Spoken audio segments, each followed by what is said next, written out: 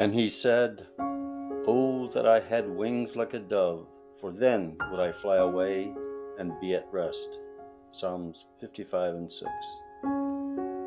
Recently, as I was preparing to close my computer for the night, a photo of my dad on my Facebook homepage caught my attention. I enlarged it, and in that moment I felt it. It was finally time to begin. Up to now, I felt that I wouldn't have been emotionally ready to do this tribute to my dad, but I felt that it was now time. At that moment, my soul was flooded with an overwhelming grief. I wept for some time, and in a magical way, I found myself relieved in some small measure. My mind reflects back 3 months earlier, in the early hours of July 17, 2025. I'm sitting at my brother Ross's kitchen table in Harebay. The house is quiet.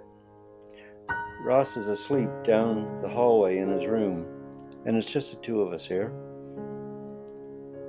I open my laptop and begin to type the hardest post of my life. The words come slowly, but they come. I'm writing to tell the world that my dad, Angus Jeremiah Cooze, had passed away. I look at the clock.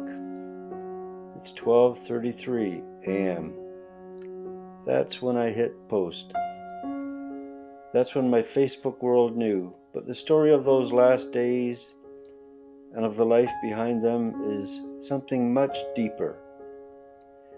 This is a goodbye to Dad, but it's also a tribute, a celebration. Dad had been living at Pleasant View Towers nursing home for some time. In his last years, dementia had taken away most of his memories. He no longer recognized any of us, not Mom, not me, not any of his children. That was painful beyond words.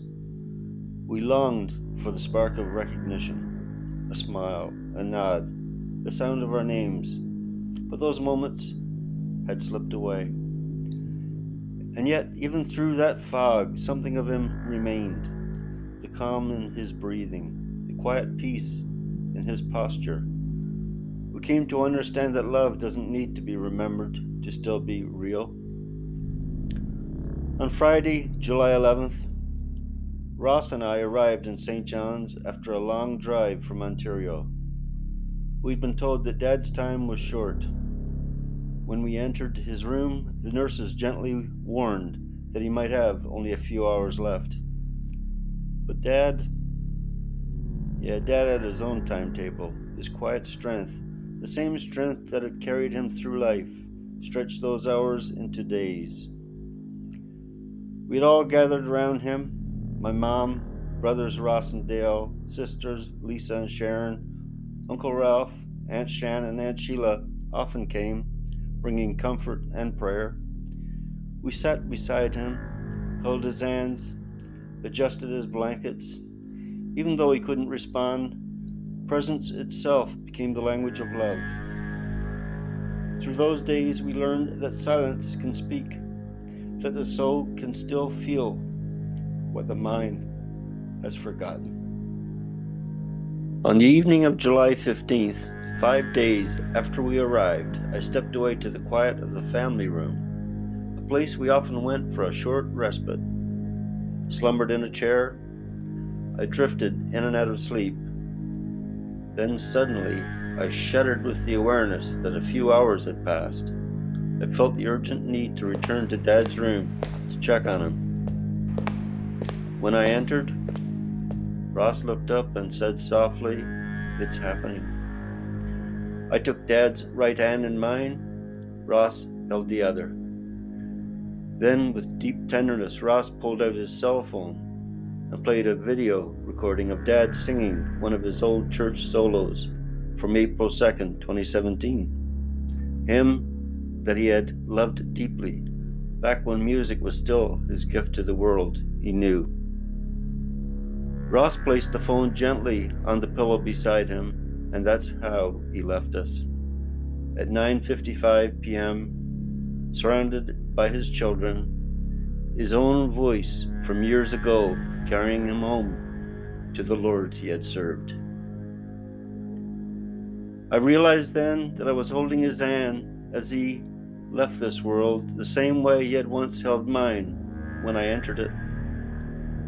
In the quiet that followed, I understood something I had never fully grasped before. Memory fades, but love remains. It always remains.